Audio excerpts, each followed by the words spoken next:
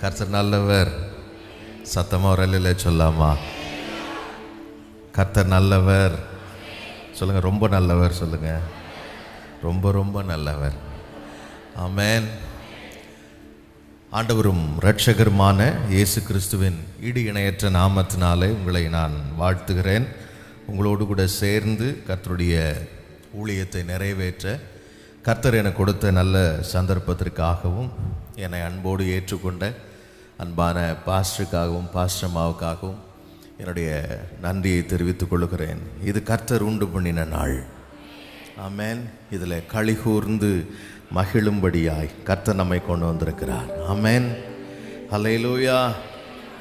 என்னோடு கூட சேர்ந்து ஒரு சில பாடல் வரிகளை கற்றுக்கொள்ளும்படி உங்களை அன்போடு கேட்டுக்கொள்கிறேன். ஒரே ஒரு பாடலை மட்டும் பாடிட்டு நம்ம கர்த்தருடைய வார்த்தையை அப்படியே தொடர்ந்து கேட்க போகிறோம். ஆமென். ஹல்லேலூயா. ஓ என் உயிரே நீர்தான், என் உறவே நீர்தான், என் உலகே நீர்தான் இயேசுவே. எத்தனை பேர் இந்த 3 வார்த்தையை சொல்ல நினைக்கிறீங்க?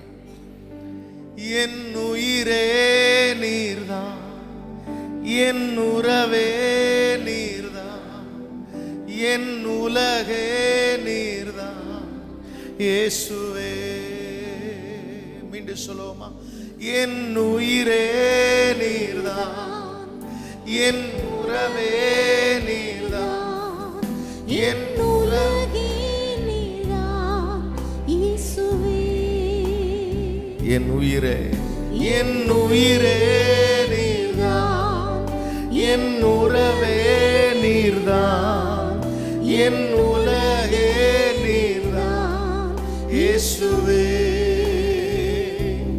இயேசுவே,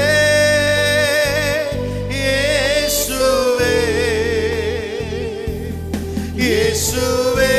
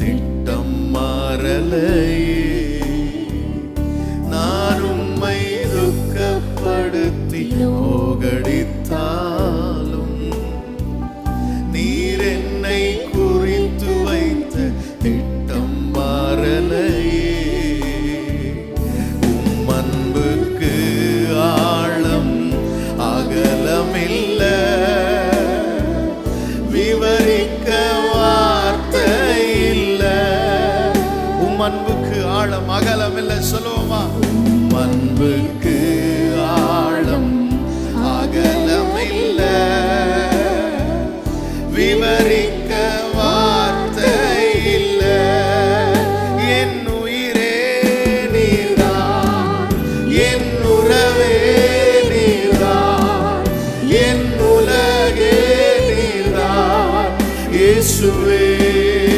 எல்லாரும் சேர்ந்து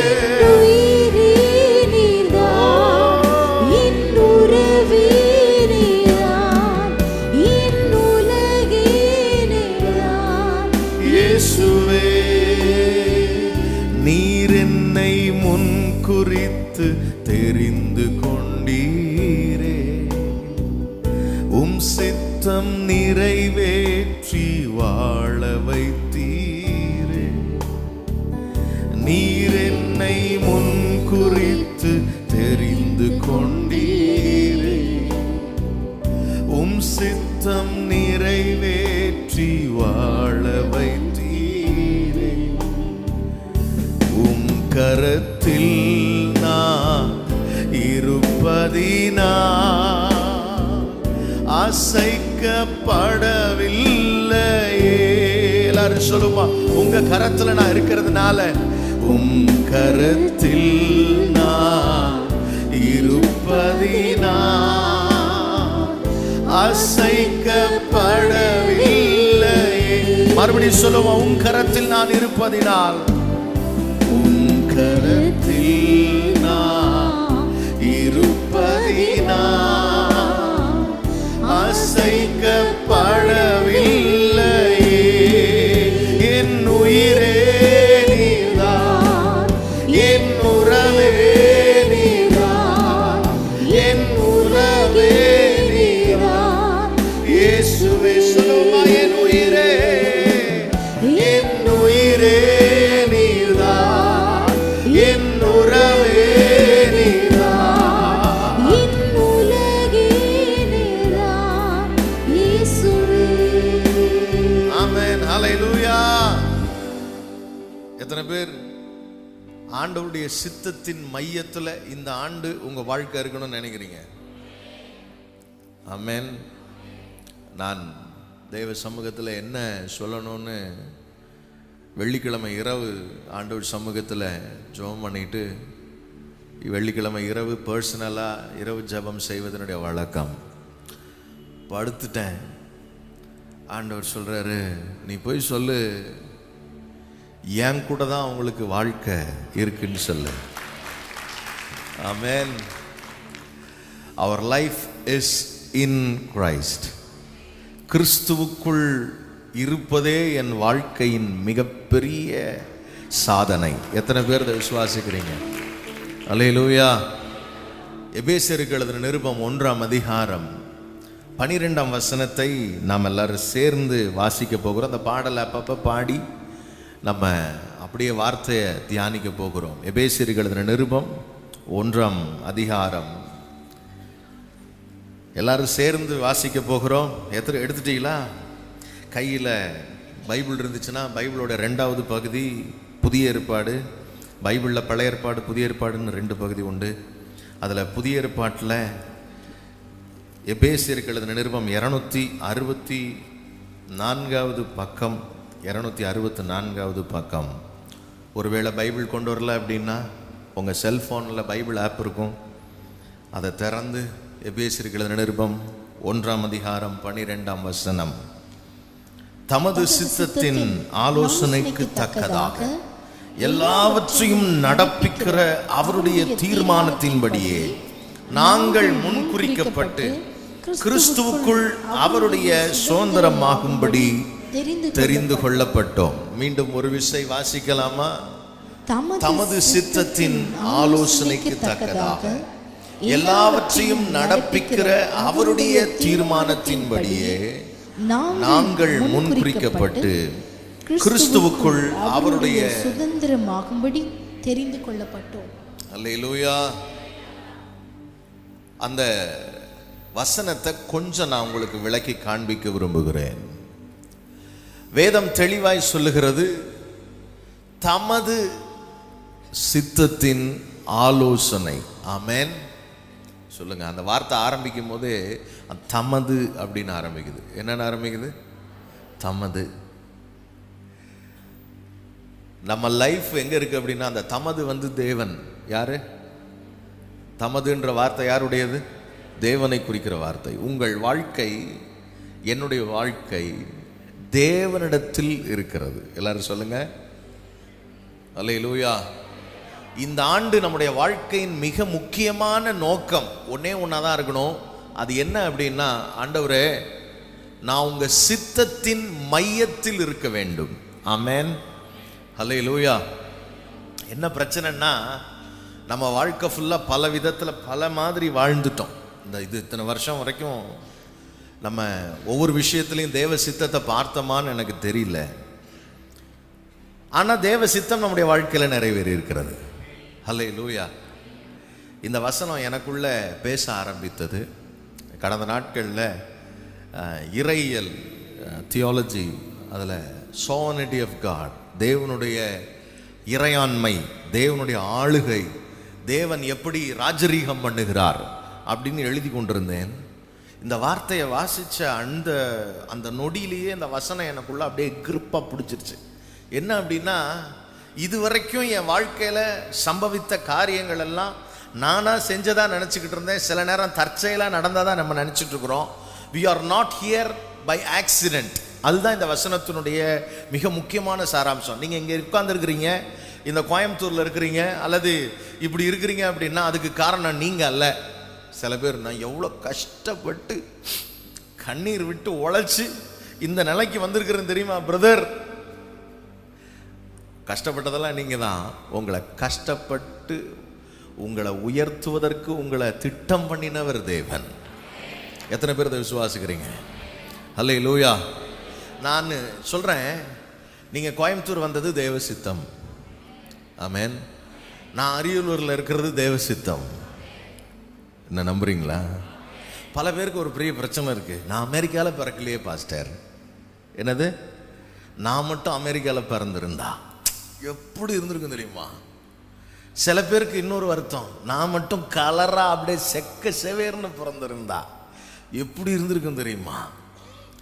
சில பேருக்கு இன்னொரு வருத்தம், இந்த அப்பா அம்மாவை என்ன கேட்டு இந்த அப்பா அம்மாட்ட வைக்கணும் வேணவே வேணான்னு இருப்பேன். சில பேர் சொல்கிறான், இந்த ஆளுக்கு பிறந்ததுக்கு நான் என்ன செஞ்சுருந்துருக்கலாம், தெருவில் பிறந்திருக்கலாமா. அல்லேலூயா. உங்களை கர்த்தர் எங்கே வச்சிருக்கிறாரோ அதுதான் தேவ சித்தத்தின் மையம். எத்தனை பேர் அதை விசுவாசிக்கிறீங்க? உங்களை எந்த கம்பெனியில் வச்சிருக்கிறாரோ அதுதான் தேவ சித்தத்தின் மையம் இப்போதைக்கு. ஆமென். நம்ம பாதி பேர் எப்படி தெரியுமில்ல, நம்மளை மாதிரி ஓடுறதுக்கு ஆள் உலகத்திலே கிடையாது. எதையாவது விட்டுட்டு ஓடிடுவோம். இங்கே 90% குவிட்டர்ஸ் இருப்பாங்க. என்னது, உலகத்தில் 90% பேர் எப்படி அப்படின்னு கேட்டால், இது சரிப்பட்டு வராது கிளம்புவோம், வேலை சரிப்பட்டு வராது கிளம்புவோம், படிப்பு சரிப்பட்டு வராது கிளம்புவோம், ஆஃபீஸ் சரிப்பட்டு வராது கிளம்புவோம், அப்புறம் கல்யாணம் சரிப்பட்டு வராது கிளம்புவோம், அப்புறம் அப்பா அம்மா சரிப்பட்டு வராது கிளம்புவோம். சொல்லுங்க அல்லேலூயா. உங்களை எங்கே தேவன் வைத்திருக்கிறாரோ அங்கே சிறப்பாக அவரே திட்டம் பண்ணி வைத்திருக்கிறார். அல்லேலூயா. இந்த வசனத்தை, அதோட அர்த்தத்தை, அந்த சித்தம் அப்படின்ற அந்த வார்த்தையோட அர்த்தத்தை படிக்கும் போது அதோட அர்த்தம் என்ன அப்படின்னா, ஒரு அதில் சொல்லியிருக்கு, எனக்கு ரொம்ப பிரியமா, எப்படி உன் மேல அந்த விஷயத்தை குறித்து எனக்கு ரொம்ப பிடிக்கும் அப்படின்றார். நான் உன்னை குறித்து வச்சிருக்கிற திட்டங்கள் அவருக்கு ரொம்ப பிரியமானதான். அல்லேலூயா. ஜேம்ஸ் எட்வர்டை குறித்து வச்சிருக்கிற தேவனுடைய திட்டம் ரொம்ப பெரிய பிரியமான திட்டம். உங்கள் பேரை நீங்கள் தான் போட்டுக்கணும். உங்கள் பேர் எனக்கு தெரியாது, அதனால் என் பேர் சொல்லிக்கிறேன் இப்போ. அல்லேலூயா. தமது சித்தம், அவருடைய விருப்பம், அவருடைய ஆசை, அவருடைய அன்பு நிறைந்த ஒரு வாஞ்சை, டிசையர், அப்படி அதுதான் சித்தம். அல்லேலூயா. ஆண்டவர் என்ன செய்கிறாராம், தமது சித்தத்தின் ஆலோசனைக்கு தக்கதாக எல்லாவற்றையும் நடப்பிக்கிற கர்த்தர். ஆமென். அல்லேலூயா. இந்த வருடம் கடந்த சில நேரங்களில் நம்ம நினைப்போம், அப்பனா என் வாழ்க்கையில் நடந்த ஆக்சிடென்ட் தேவ சித்தம்னு சொல்றீங்களா பாஸ்டர்? சொல்லுங்க. ஆமா. அப்ப என் தொழிலில் எனக்கு நஷ்டமானது தேவ சித்தம்னு சொல்றீங்களா? ஆமா. அப்போ அப்போ அது எதுன்னு நீங்களே போட்டுக்குங்க. உங்க குடும்பத்தில் நடந்த ஒரு மரணமாக கூட இருக்கலாம்.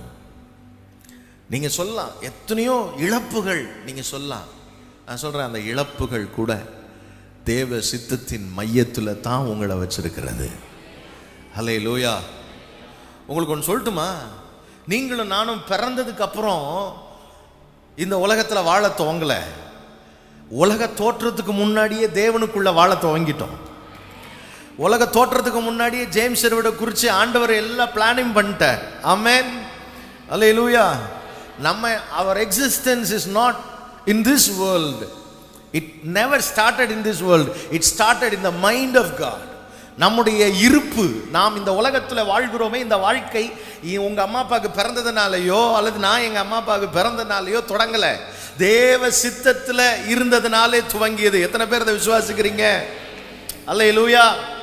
நம்ம லைஃபோட துவக்கத்தில் எல்லாமே நான் செய்து விட்டேன், நான் படித்தேன், நான் போனேன், நான் வந்தேன், அப்படிதான் இருக்கும் நமக்கு. அல்லேலூயா. எவ்வளோ கஷ்டப்பட்டேன்னு தெரியுமா? அப்படிலாம் இருக்கும். ஆரம்பத்தில் பவுல் பயங்கரமான ஆள். இந்த நிருபத்தின் துவக்க வார்த்தையை வாசிங்களே, எபேசியர் 1:1 ஃபர்ஸ்ட் 2 வார்த்தையை வாசிங்க. என்ன இருக்குன்னு பாருங்க. என்ன இருக்கு? என்னப்பா இந்த நிருபம் துவங்கும் போதே என்னன்னு ஆரம்பிக்கிறாரு? தேவனுடைய சித்தத்தினாலே இயேசு கிறிஸ்துவனுடைய அப்போஸ்தலனாகிய பவுல். எத்தனை பேர் அதை விசுவாசிக்கிறீங்க? நான் இந்த நிருபத்தை எழுதும் போது பவுல் எங்க இருந்தாருன்னு சொல்றேன். இந்த நிருபத்தை, எபேசியருக்கு எழுதின நிருபம் வந்து குயின் ஆஃப் த எபிசல்ஸ்னு சொல்லுவாங்க. நிருபங்களின் ராணி. இதுதான் ராஜா ராணி அப்படின்னா உங்களுக்கு தெரியும்ல.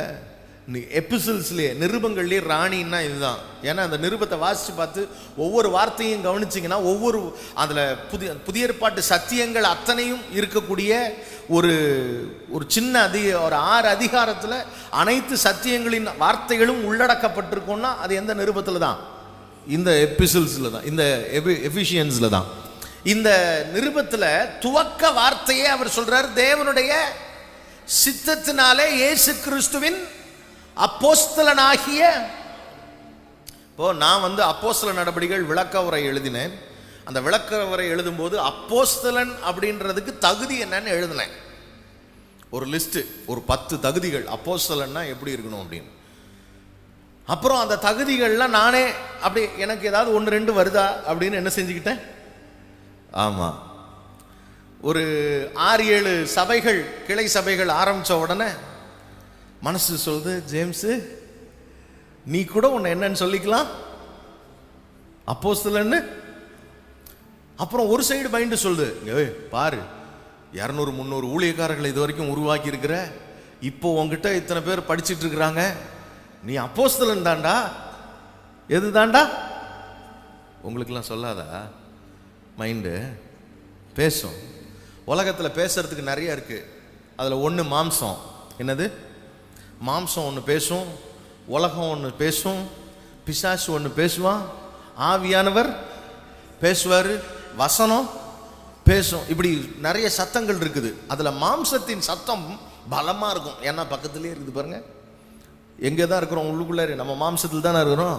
அது சொல்லும், James, oh what a wonderful pastor you are. நீ எவ்வளோ பெரிய ஆளு, நீ எத்தனை புத்தகம் எழுதியிருக்கிற, எத்தனை பாஸ்டர்ஸை உருவாக்கி இருக்கிற, அப்படிலாம் மனசில் எண்ணம் சில நேரங்களில் வரும். அப்புறம் நானே சொல்லிக்குவேன், டேய் ஜேம்ஸு இதெல்லாம் ஓவரு, ஏன்னா நீன்னு சொல்கிறதுக்கு உனக்கு ஒன்றும் இல்லை அப்படின்னு சொல்லிக்குவேன். என்ன பண்ணிக்கிறதுக்கு? நான் உங்கள் முன்னாடிலாம் ஈஸியாக என்னன்னு செய்யலாம், நான் ரொம்ப நல்லவன்னு காட்டிக்கலாம். ஆனால் என் மனசுக்கு தான் தெரியும் நான் யாருன்னு. அப்படி தானே? சொல்லுங்க.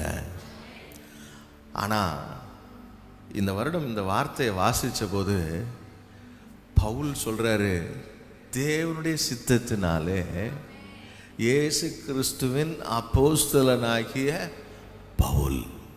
அல்லேலூயா.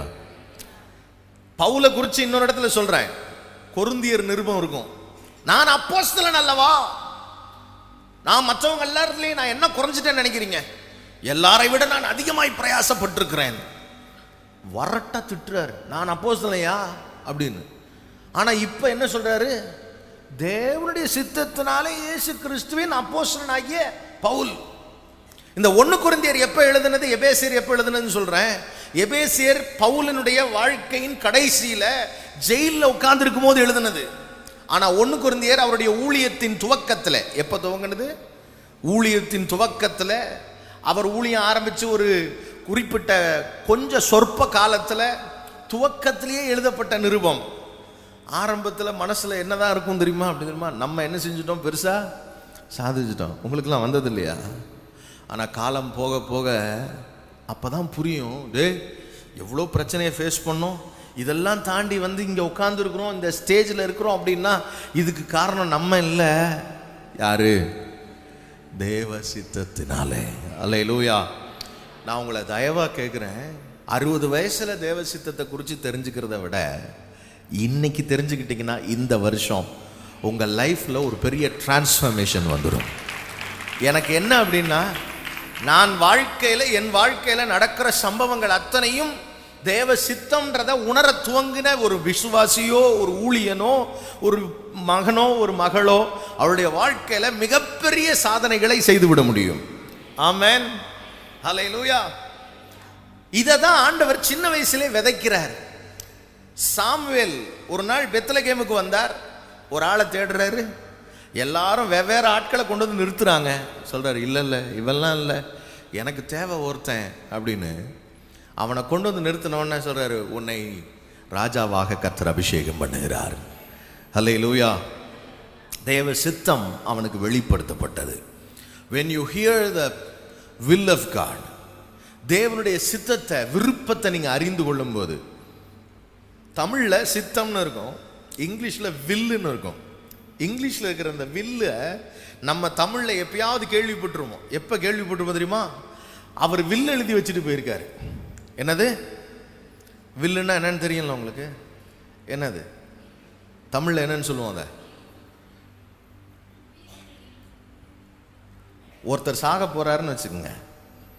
சாகிறதுக்கு முன்னாடி 4 பிள்ளைங்க இருக்குது அப்படின்னா 4 பிள்ளைக்கும் சொத்து பிரித்து வச்சோம்னா பஞ்சாயத்து வரும். அதனால் என்ன பண்ணுவார் அவர்? விவரமாக சாகிறதுக்கு முன்னாடியே வில் எழுதுவார். என்ன எழுதுவார்? உயில். அது பேர் என்னது? உயில். அந்த உயில் தான் சித்தம். ஆண்டவர் உங்களை குறிச்சும் என்ன குறிச்சும் என்ன எழுதி வச்சிருக்கிறாரா? ஒரு உயில் எழுதியிருக்கிறார். உங்கள் வாழ்க்கையில் என்ன செய்யணும்னு ஒரு திட்டம் எழுதி வைத்திருக்கிறார். அல்லேலூயா சொல்லுங்க. அதெல்லாம் நிறைவேற்றுவார். எத்தனை பேர் அதை விசுவாசிக்கிறீங்க? ஆமென். என்ன அப்பாவுக்கு வந்து எழுதி வைப்பார், முதல் பையனுக்கு இது, 2வது பையனுக்கு இந்த வீடு, 3வது பையனுக்கு இந்த வீடு, 4வது பையனுக்கு கொஞ்சம் எக்ஸ்ட்ரா வை அப்படின்னு. என்ன 4வது பையன் மேலே ஒரு அல்லேலூயா சொல்லுங்க. ஆண்டவர் உங்கள் மேலே கொஞ்சம் எக்ஸ்ட்ரா எழுதி வச்சிருக்கிறாரு. ஆண்டவர் உங்களை குறித்து ஒரு மிகப்பெரிய திட்டம் வச்சிருக்கிறாரு. என்ன ஒரு பிரச்சனை, ஆண்டவர் எவ்வளோ திட்டம் வச்சிருந்தாலும் அந்த திட்டத்தை உங்களுக்குள்ள அவர் இம்பார்ட் பண்ணுறதுக்கு விருப்பத்தை தூண்டுவார ஒழிய வலுக்கட்டாயம் பண்ணுறதே இல்லை. ஆமென், அல்லேலூயா. எத்தனை பேர் ஆண்டவரை துக்கப்படுத்திருக்கிறீங்க?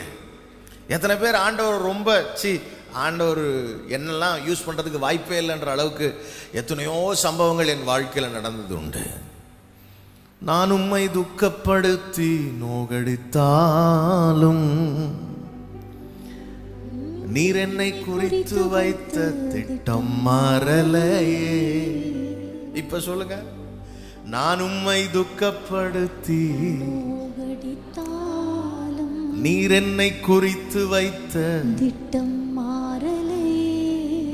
உம் அன்புக்கு ஆழம் அகலமில்ல, விவரிக்க வார்த்தை இல்ல. சாம்சன் அடிக்கடி சொல்லுவேன், Samson was a he-man with she weakness. எப்படி? Samson was a he-man. அந்த நாலாம் சின்ன பையனாக இருக்கும்போது, இப்போல்லாம் இந்த டோரா புஜ்ஜி அப்புறம் போக்கிமோன் அப்படி இப்படின்னு என்னென்னமோ பார்க்குறாங்க இந்த பயலோ. நாங்கள் சின்ன வயசாக இருக்கும்போது தூர்தர்ஷனில் என்ன தான் ஓடும் அப்படின்னா ஹீமேன்னு ஒருத்தன் அப்படி பயங்கரமாகும். ஹீமேன்ட்டு வருவேன். ஆனால் பைபிள் காலேஜ் படிக்கும்போது சொல்லி கொடுத்தாங்க, Samson was a He-Man with a she weakness. அவன் ஹீமேன் தான், அப்படியே எல்லாத்தையும் தூக்கிட்டு தான் போவான். ஆனால் தொழிலாளியின் மடியை பார்த்தா டப்புன்னு விழுந்து என்ன செஞ்சிருவேன். ஆமாம், அப்படி ஒரு வீக்னஸ் அவனுக்கு. யோசிச்சு பாருங்க, ஆண்டவர் அவன் துக்கப்படுத்தினானா இல்லையா? ஆண்டவரை துக்கப்படுத்திட்டான், கண்ணு போயிடுச்சு, எல்லாம் போயிடுச்சு. கடைசியா ஒரு பெரிய 2 தூணுக்கு பக்கத்தில் நின்றுக்கிட்டு ஆண்டவர்கிட்ட ஜெபம் பண்றான். இந்த ஒரு விசை மாத்திரம் என்னை நினைத்தருளும் ஆண்டவரே. அல்லேலூயா. பைபிள் என்ன இருக்கு தெரியுமா? அவன் முடி என்ன செஞ்சிருச்சான்? திரும்ப வளர ஆரம்பிச்சிருச்சான். முடியல மேட்டர் இருந்துச்சா, அபிஷேகத்தில் இருந்துச்சா? அப்படின்னா ஆவியானவர் திரும்ப அவன் மேல இறங்கினார். ஆமென். ஆண்டவர் அவன் மேல திரும்ப இறங்கின பிறகு எனக்கு அதுல ஆண்டவர் சொன்னாரு, கடைசியா எழுதி வச்சிருக்கு ஒரு நோட்டு, அவன் உயிரோடு இருந்து சாகடித்தவர்களை காட்டிலும் அவன் மரிக்கும் போது அவனால் கொல்லப்பட்டவர்கள் அதிகம். அப்ப என்ன அர்த்தம்? அவன் சாதனையினுடைய மிகப்பெரிய ஒன்றை ஆண்டவர் அவன் தோற்ற பின்பும் நிறைவேற்றினார். ஆமென். சொல்லுங்க, ஆண்டவர் வச்ச திட்டம் மாறுறதில்லை. எத்தனை பேர் இதை விசுவாசிக்கிறீங்க? நல்லா கவனிக்கணும். உங்களை குறித்து தேவன் ஒரு மிகப்பெரிய திட்டம் வச்சிருக்கிறார். அதுதாங்க சொல்றாரு, தமது சித்தத்தின் ஆலோசனைக்கு தக்கதாக. அல்லேலூயா. உங்களை குறித்து சில காரியங்களை என்ன பண்ணி வச்சிருக்கிறாராம்? டிஸ்கஸ் பண்ணி வச்சிருக்கிறாராம் திரியேக தேவனை வைத்து. ஆமென். ஆலோசனைன்றது தனியா பண்ண முடியாது தெரியுமா? யோசனை தனியா செய்யலாம், ஆனா ஆலோசனை இன்னொருத்தரோட தான் செய்யணும். அப்படிதானே? ஆலோசனை பண்றது தான் 2-3 பேர். திரியேக தேவன், பிதா, குமாரன், பரிசுத்த ஆவியானவர் என்ன பண்ணியிருக்கிறாராம்? உங்களையும் என்னையும் குறித்து டிஸ்கஸ் பண்ணியிருக்கிறாராம். உங்களை நான் சொல்கிறேன், பெரிய கம்பெனிஸில் வேலை செய்கிறவங்களுக்கு தெரியும். என்ன பண்ணுவாங்கன்னா, அந்த கம்பெனியில் ஒரு ப்ராஜெக்ட் புதுசாக தொடங்க போகிறாங்கன்னா கீ பர்சன்ஸ் எல்லாம், ட்ரஸ்டீஸ் போர்டெல்லாம் உட்காந்து ஆலோசனை பண்ணுவாங்க. என்ன பண்ணுவாங்க? உங்களை இந்த பூமியில் வைக்கிறதுக்கு ஆண்டவர் திரியேக தேவன் ஆலோசனை பண்ணாராம் உட்காந்து. என்னங்க உங்களுக்கு புரியலையா? அல்லேலூயா. ஏமா, உன்னை குறித்து யோசிக்கிறதுக்கு யாருமே இல்லைன்னு நினைக்காத. உன்னை குறித்து நித்தியத்திலேயே தேவன் பெரிய திட்டம் வச்சிருக்கிறார். உங்களை குறித்து பேசிக்கிட்டே இருந்தார். சில பேருக்கு என்னன்னா, என்னை குறித்து யார் பேசுகிறா, நான்லாம் ஒரு ஆளா தூளா அப்படின்னு இருப்போம். ஆண்டவர் சொல்ல, இல்லைம்மா, நான் உன்னை குறித்து ஒரு பெரிய திட்டம் வச்சிருக்கிறேன், உன்னை குறித்து நான் ஆலோசனை பண்ணியிருக்கிறேன். தமது சித்தத்தின் ஆலோசனைக்கு தக்கதாக. அந்த வசனம் சொல்லுகிறது, எல்லாவற்றையும் நடப்பிக்கிற அவருடைய தீர்மானம். சித்தம் மட்டும் இல்லை, ஆசை மட்டும் இல்லை, டிஸ்கஷன் மட்டும் இல்லை, என்ன பண்ணி வச்சிருக்கிறாராம்? தீர்மானம் பண்ணி வச்சிருக்கிறான். தீர்மானம் என்ன பண்ணுவாங்க தெரியுமா? எழுதுவாங்க. என்ன பண்ணுவாங்க? எழுதி சைன் வச்சிருக்கிறாராம். ஆமென். அல்லேலூயா. உங்களை குறித்து உங்களுக்கு என்னென்னலாம் செய்யலாம் அப்படின்னு எழுதி என்ன வச்சிருக்கிறாரு? உடனே நீங்கள் என்ன நினச்சிடக்கூடாதுன்னா, எல்லாம் தலையெழுத்து போல் இருக்கு அப்படின்னு நினச்சிடக்கூடாது. இது தலையெழுத்து இல்லை. தேவன் தமது முன் அறிவின்படி என்னை முன் குறித்தார். ஆமென். எங்கள் ஐயா அழகா ஒரு பாட்டு எழுதியிருக்கிறார். முன் அறிந்தார், முன் குறித்தார், நம்மை அழைத்தார். ஆமென். நீங்கள் இங்கே வருவீங்க, கூப்பிட்டா நீங்கள் வருவீங்கன்னு அவருக்கு தெரியும். அதனால் உங்களுக்கு கொஞ்சம் எக்ஸ்ட்ரா கிரேஸ் கொடுத்தாரு. கொஞ்சம் இவனை கிருபை கொடுத்தா இவன் நல்லா ஊழியம் செய்வான்னு தெரியும், அதனால எக்ஸ்ட்ரா கிரேஸ் கொடுத்தாரு. கொஞ்சம் இந்த மகளுக்கு கொஞ்சம் கிரேஸ் கொடுத்தா என்னை பின்பற்றி விருப்பத்தோட வருவான்னு தெரியும், அதனால உங்களுக்கு எக்ஸ்ட்ரா கிரேஸ் கொடுத்தாரு. அல்லேலூயா. அல்லேலூயா. உங்களுடைய குணாதிசயத்தை அவர் முன்கூட்டியே அறிந்ததினாலே அவர் உங்களை குறித்து சில தீர்மானங்களை அவர் எழுதி வைத்திருக்கிறார். எத்தனை பேர் விசுவாசிக்கிறீங்க? எனக்கு குறித்ததை அவர் என்ன செய்வார்? யோபு சொல்றார், எனக்கு குறித்ததை அவர் நிறைவேற்றுவார். இன்னும் இப்படிப்பட்ட காரியங்கள் நிறைய வச்சிருக்கிறார். அல்லேலூயா. எழுதி வச்சிருக்கிறாராம், தீர்மானம் போட்டு வச்சிருக்கிறாராம், சைன் பண்ணி வச்சிருக்கிறாராம், அப்ரூவ் பண்ணி வச்சிருக்கிறாராம். அந்த தீர்மானம்ன்ற அந்த வார்த்தைக்கு ஒரிஜினல் மீனிங் என்ன அப்படின்னு கேட்டீங்கன்னா, இந்த தீர்மானத்துக்கு பயன்படுத்தப்பட்டிருக்கிற கிரேக்க சொல், அந்த வார்த்தை ப்ரோதீசிஸ் அப்படின்னு சொல்றது. தீசிஸ் எத்தனை பேருக்கு தெரியும்? தீசிஸ் PhD காலேஜ் படிக்கிறவங்க இருந்தால் தெரியும், தீசிஸ்ன்னு சொல்லுவாங்க. இந்த தீசிஸ் வந்து ஒரு காரியத்தை குறித்த விரிவான படிப்பு, விரிவான ஆராய்ச்சி. உங்களை குறித்து முன்கூட்டியே விரிவான ஆராய்ச்சி பண்ணி, இது இப்படித்தான், ஜேம்ஸ் எட்வர்ட் இப்படித்தான், ஜேம்ஸ் எட்வர்ட் வாழ்க்கையில் இது இந்த நல்ல நடக்கணும், இன்னென்ன காரியம் அவனுக்கு நடக்கணும்னு ப்ரோதீசிஸ் பண்ணி வச்சிருக்கிறாராம். அல்லேலூயா. சத்தம் வரலையே. ஆமென். அதை நம்ம தீசிஸ் பண்ணது எப்படி இருக்கும்னா தியரியாகவே இருக்கும். தீசிஸர் லைஃப்பில் சில பேர் தான் என்ன பண்ணுவாங்க, ப்ராக்டிக்கலுக்கு கொண்டு வருவாங்க. ஆண்டவர் ஆனால் வெறும் தீசிஸில் வச்சிருக்கிறவர் இல்லையா, அதை என்ன வாக்குறாரா, நடப்பிக்கிற கர்த்தர். அல்லேலூயா. எல்லாரும் சொல்லுங்க, எனக்காக எழுதி வைத்தவைகளை, ஆலோசனை செய்தவைகளை, தீர்மானம் செய்தவைகளை நடப்பிக்கிற தேவன். ஆமென். ஹல்லேலூயா. அவர் நடப்பிக்கிறதுக்கு வல்லமை உள்ளவர். எத்தனை பேர் அதை விசுவாசிக்கிறீங்க? ஹல்லேலூயா. அன்றியும் அவருடைய தீர்மானத்தின்படி அழைக்கப்பட்டவர்களாய் தேவனிடத்தில் அன்பு கூறுகிறவர்களுக்கு சகலமும் அப்படின்றதுக்கு மைனஸ் எல்லாம். எல்லாரும் சொல்லுங்க, என்னது? எத்தனை பேருக்கு கணக்கு தெரியும்? உலகத்திலே பசங்க கிட்ட கேட்கக்கூடாதது கணக்கு பிடிக்குமான்றது. பெண்கள்கிட்ட கணக்கு வருமானு கேட்கக்கூடாது. ஏன்னா மேக்சிமம் பொம்பளை பிள்ளைகளுக்கு என்ன வரும், கணக்கு வரும். நான் ஒரே ஒரு கணக்கு மட்டும் நான் கேட்க போகிறேன், அந்த கணக்குக்கு எனக்கு பதில் சொல்லணும். ப்ளஸ்ஸும் என்னது? ப்ளஸ்ஸு. மைனஸும் எப்படி சொல்லுங்க? எப்படி? யாராவது என்னைக்காவது இந்த மேக்ஸ் டீச்சரை கேள்வி கேட்டுக்கிறீங்களா? ப்ளஸ்ஸும் என்னவா? ப்ளஸ்ஸா? மைனஸும் கேட்டிங்கன்னா என்ன சொல்லுவாங்க தெரியுமா? ஃபார்முலாவை கேள்வி கேட்கப்படாதான். நான் எங்கள் வாத்தியார்கிட்ட கேட்டேன், நான் சும்மா இருக்க மாட்டேன் கொஞ்சம். நான் கேட்டேன், என்ன சார் ப்ளஸ்ஸும் ஓகே, அதனால் மைனஸும் ப்ளஸ்ஸுன்னா மைனஸும் மைனஸ் தானங்க வரணும், எல்லாம் மைனஸாக போயிட்டு இருக்கும்போது அங்கே எப்படி ப்ளஸ் வரும் அப்படின்னு அவர் சொன்னார். தம்பி, ஃபார்முலாவை கேள்வி கேட்காத. என்ன கேள்வி கேட்காத? இதை நாங்கள் ஆன்லைனில் சொன்னோன்னா நீங்கள் என்ன சொல்லுவீங்க தெரியுமா? பாஸ்டர் ரொம்ப ஓவராக போகிறாரு, எல்லாம் மைனஸாக போகுமா, ஆனால் என்ன ஆகுமா, தேவ சித்தம் நிறைவேறுமா? நான் சொல்கிறேன், உங்கள் மைனஸ் எல்லாம் ஒரு நாள் ப்ளஸ்ஸாக மாறும். இந்த கணக்கு இதெல்லாம் கண்டுபிடிச்சவன் பாதி பேர் கிறிஸ்தவன். யார்? இந்த சயின்டிஸ்டில் பாதி பேர் யார்?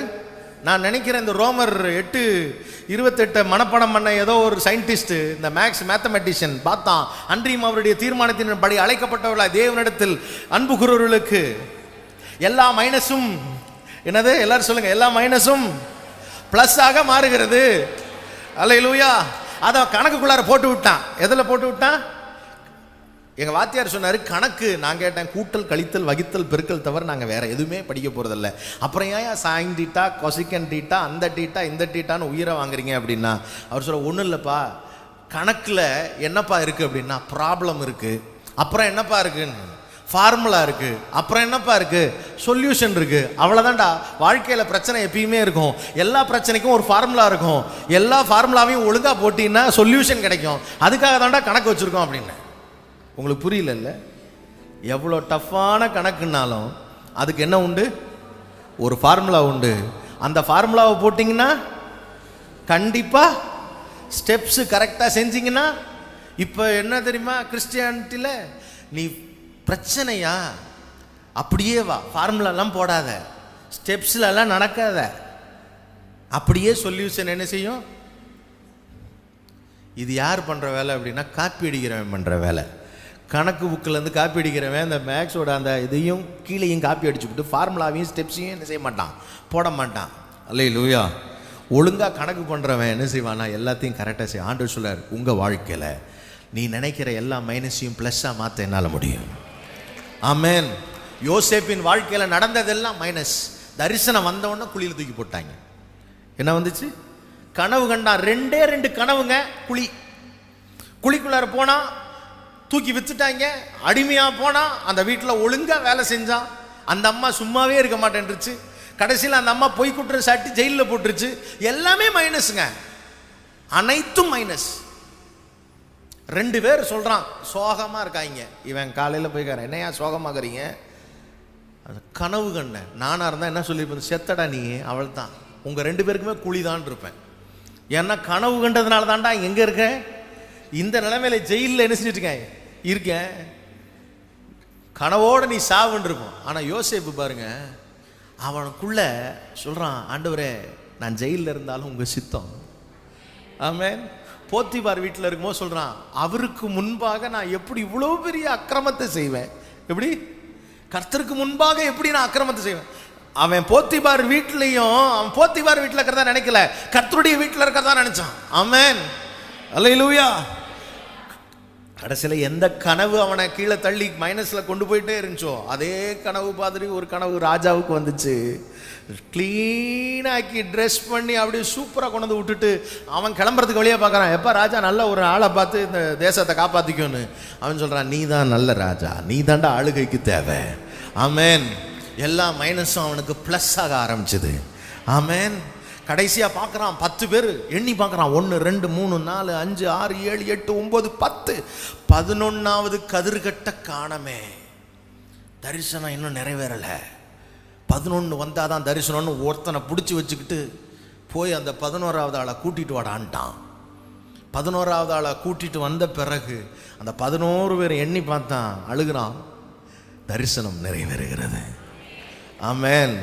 11 முடிஞ்ச பிறகு அப்பா அம்மாவை போய் கூட்டிகிட்டு வான்றான். நம்மளாக இருந்தால், ராஜாவே 1 மந்த் லீவ் கொடுங்க, ரொம்ப வேலை செஞ்சுட்டேன், எங்கள் அப்பாவை போய் கூட்டிகிட்டு வரேன், நான் கிளம்பியிருப்பேன். அவன் சொல்கிறான், ராஜாவே எங்கள் அப்பாவை கூட்டு வரதுக்கு ஆட்கள் அனுப்புங்க. இவன் வெயிட் பண்ணான். சூரியன் சந்திரன் வந்து இவனை பணிந்து கொள்ளும். ஆமேன். நீ எவ்வளோ மைனஸில் போனாலும் சரி, உன்னை குறித்து வைத்திருக்கிற தேவ திட்டத்தை யாராலும் மாற்ற முடியாது. அதை நடப்பிக்கிற வல்லமையுள்ள தேவன் உன்னோடு கூட இருக்கிறார். உன்னை குறித்து வைத்திருக்கிற திட்டத்தை உன்னாலேயே மாற்ற முடியாது.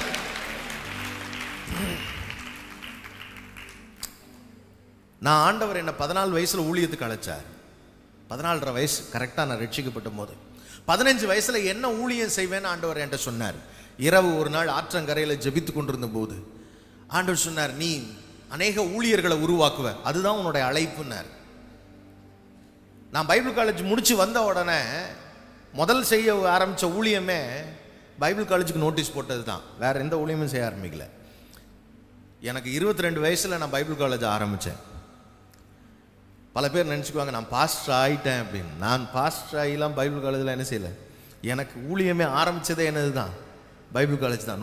பைபிள் காலேஜ் நோட்டீஸ் தான் ஃபஸ்ட்டு போட்டேன். ஒரு ஆளுக்கு டீச் பண்ண ஆரம்பித்தேன். அதுதான் என் வாழ்க்கையின் துவக்கம். 15 வயசில் ஆண்டவரை நான் அழைச்ச உடனே நான் படிச்சுக்கிட்டு இருந்தேன். எனக்கு ஆசை என்னன்னா, இன்ஜினியர் ஆகணும். என்ன ஆகணும்? இன்ஜினியர் ஆகணும்.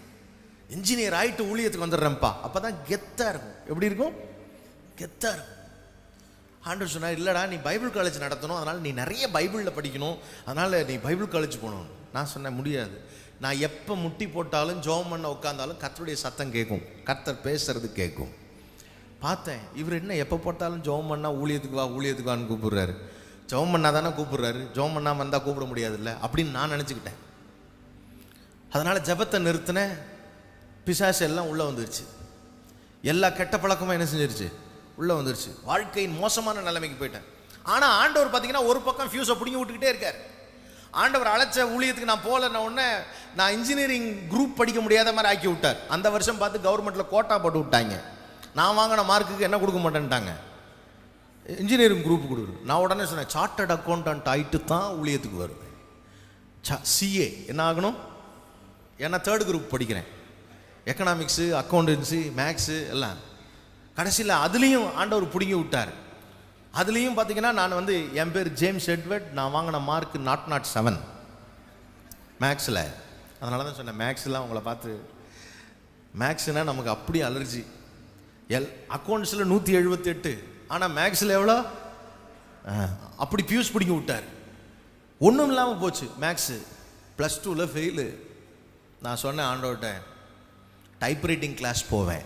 எங்கே போவேன்? டைப்ரைட்டிங் கிளாஸ் போவேன். ஒரு ஸ்டெனோவாவது கவர்மெண்ட்டில் ஆகிட்டு தான் எங்கே வருவேன்? ஊழியத்துக்கு வருவேன். டைப்ரைட்டிங் கிளாஸில் போய் டைப்ரைட்டிங் கற்றுக்கிறேன். பயங்கரமாக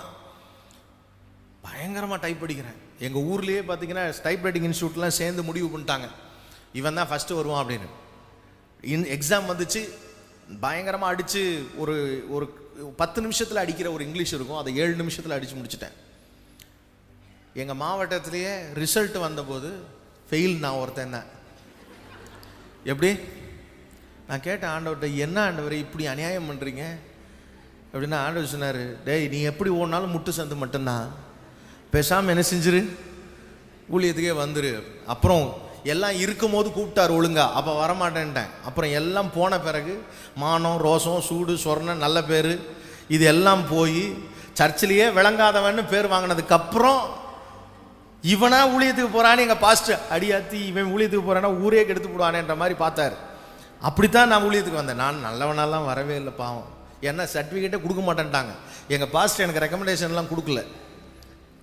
எங்கள் சித்தப்பா ரெக்கமெண்டேஷன் தான் பைபிள் காலேஜிலே சேர்ந்தேன். இல்லாட்டி சேர்த்துருக்கவே மாட்டாங்க என்ன பைபிள் காலேஜில். அல்லேலூயா. என் வாழ்க்கை ஆண்டவர் மாற்றினார். இப்போ 24வது புக்கு எழுதியிருக்கிறேன். எழுதி இன்னைக்கு கொண்டு வந்திருக்கிறேன் ஜெபம் பண்ணுறதுக்காக. அந்த புக்கு நானே தான் டைப் பண்ணேன். நான் டைப் பண்ணிகிட்டு இருக்கிறேன். ஆண்டவர் சொல்கிறாரு, to you know James, that's my sovereignty. அதுதான் என்னுடைய இறையாண்மை, அதுதான் என்னுடைய ஆளுகை. என்ன ஆண்டவர் என்ன, நீ டைப் ரைட்டிங் கிளாஸ் போனது எதுக்கு? நான் ஸ்டெனோ ஆகிறதுக்கு. நான் உன்னை டைப் ரைட்டிங் படிக்க வச்சது எதுக்கு? நான் உங்களுக்கு புக் அடிக்கிறதுக்கு. நீ அப்போ என்ன நினச்ச? அப்புறம் தான் புரிஞ்சுது, ஆஹா நம்முடைய தோல்வியில் கூட யார் சித்தத்தை நிறைவேற்றுறாரு. புரியல உங்களுக்கு? உங்க வாழ்க்கையின் தோல்விகளிலும் தேவ சித்தம் உங்க வாழ்க்கையில நிறைவேற முடியும். உங்களுக்கு சொல்றேன், நீங்க ஃபெயிலியர்னு நினைச்சிட்டு இருக்கிறீங்கல்ல, அந்த ஃபெயிலியர்ல கூட தேவ சித்தத்தை உங்களுக்குள்ள இம்பார்ட் பண்ணி அதை எக்ஸிக்யூட் பண்ண ஆண்டவரால முடியும். ஆமென். கடைசியா சாலமோன் தேவனுடைய சித்தமா உலக தோற்றத்துக்கு முன்பாக பிளான் பட்டவனா அல்லது பத்சேபாளிடத்தில் தாவீது தவறு செய்ததினால் திட்டம் பண்ணப்பட்டவனா?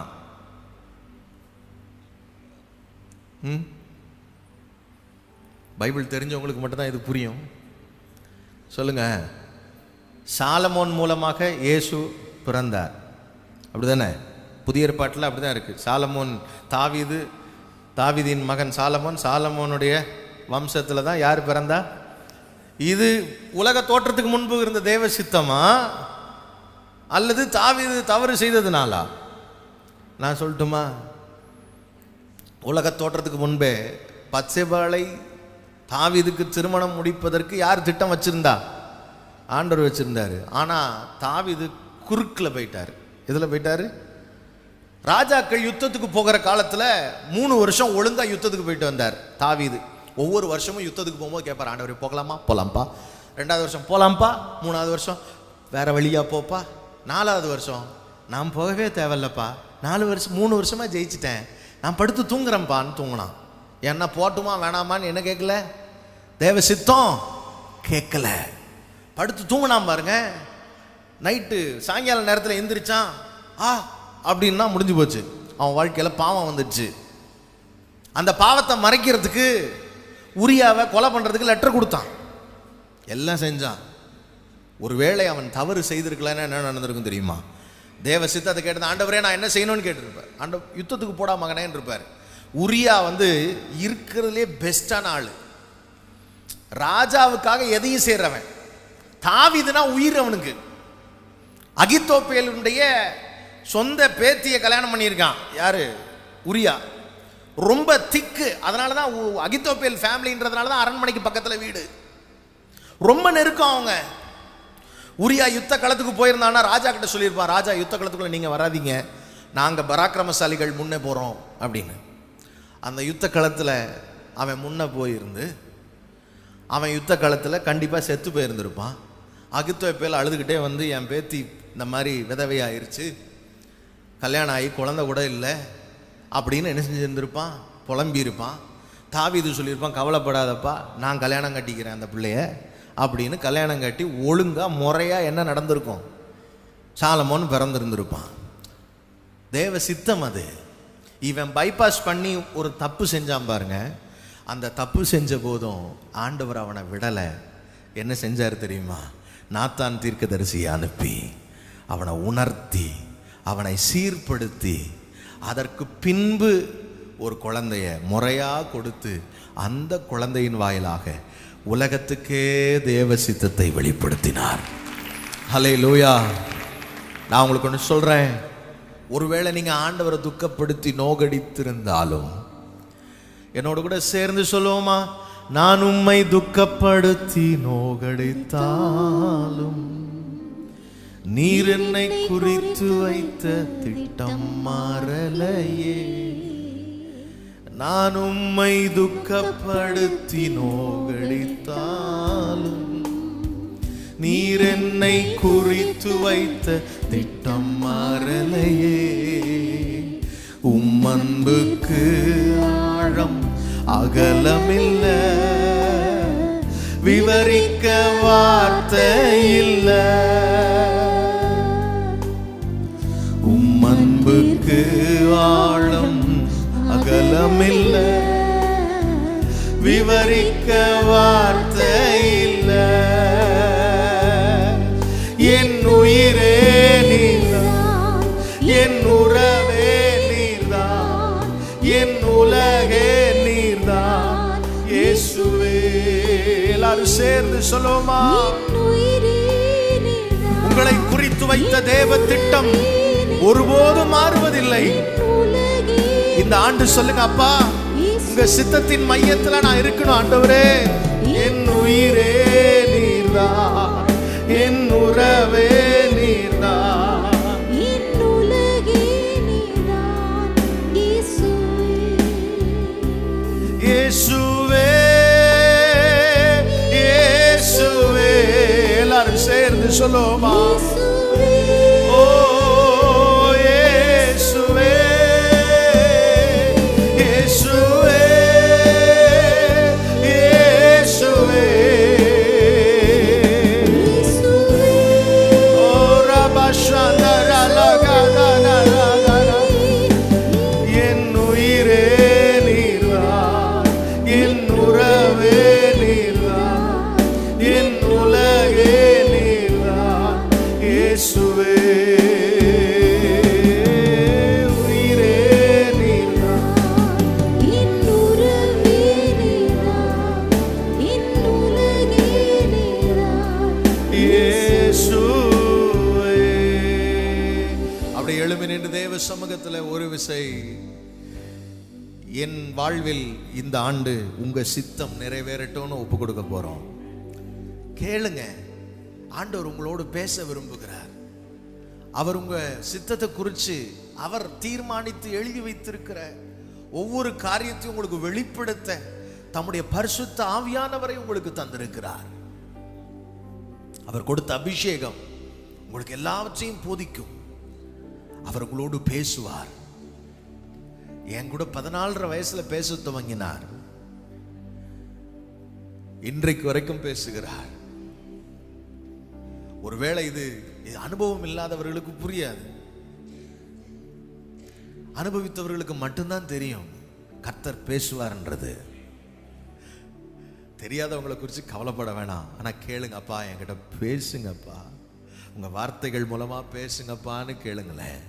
அவர் உங்களை பேசி நடத்த வல்லமை உள்ள தேவன். உங்களை ஒரு நாளும் கைவிட மாட்டார்.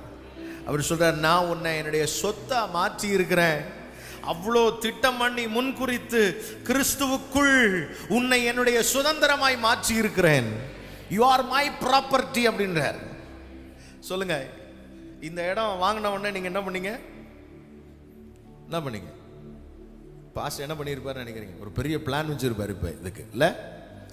ஏங்க, உங்களை ஆண்டவர் வாங்கிட்டாருங்க. உலக தோற்றத்துக்கு முன்னாடியே, உலக தோற்றத்துக்கு முன்பு அடிக்கப்பட்ட ஆட்டுக்குட்டி உங்கள் ரட்சிப்புக்காக உங்களை தெரிந்து கொண்டவர் உங்களை பர்ச்சேஸ் பண்ணியிருக்கிறார்.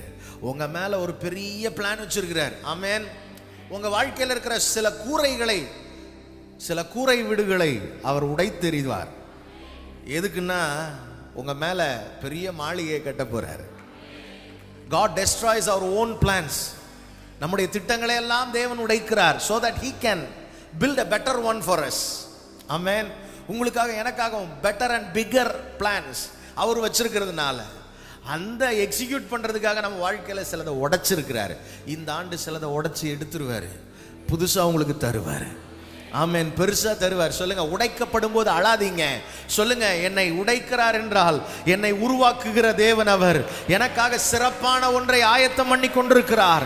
நான் அவருடைய திட்டத்தின் மையத்தில் இருக்க விரும்புகிறேன். அவருடைய சித்தத்தின் மையத்தில் என் வாழ்க்கை இருக்கிறது. என் வாழ்க்கையில நான் மைனஸ்ல போனாலும் என்னுடைய பிளஸுக்கு நேராக தான் நான் போயிட்டு இருக்கிறேன். என் வாழ்க்கையில் இருக்கிற தோல்விகள் தோல்விகள் அல்ல. தேவனுடைய பார்வையில, நித்தியத்தின் பார்வையில என்னை முற்றிலும் ஜெயம் கொண்டவனாய் ஆண்டவர் மாற்றி இருக்கிறார். தகப்பனே, உம்முடைய பிள்ளைகளை 1000 மடங்கு ஆசீர்வதியும். இந்த ஊழியம் இப்பொழுது இருக்கிறதை பார்க்கிலும் 1000 மடங்கு அதிகமாவதாக. தூரத்திலும் சமீபத்திலும் ஆன்லைனிலும் பார்த்து கொண்டிருக்கிற எங்க பிள்ளைகளுடைய வாழ்க்கையில உங்க திருவுள சித்தம், பரிபூர்ண சித்தம் நிறைவேறுவதாக. தேவன் அப்படி செய்ய போறதுக்காக நன்றி அப்பா. இயேசுவின் நாமத்தில் ஜெபிக்கிறோம் நல்ல பிதாவே, ஆமென்.